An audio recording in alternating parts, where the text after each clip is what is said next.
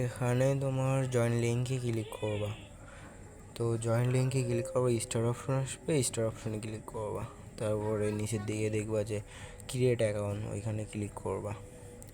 তো এইখানে ক্লিক করার পরে এখানে একটা প্রাইভেট কি দেবে 12টা ওয়ার্ডের। তো ভিউজে ক্লিক করার পরে এটা শো করবে। শো করার পরে আর কি এটা কপি করে রেখে দিবা।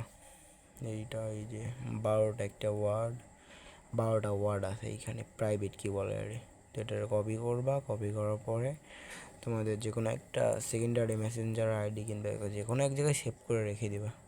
তো কপি করার পরে ক্রিয়েটে ক্লিক করবা।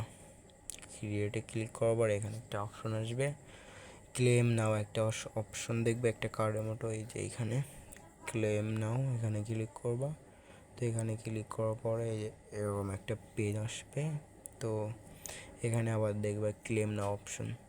এখানে তোমার প্রথমবার ফ্রিতে ক্লেম করতে দিবে।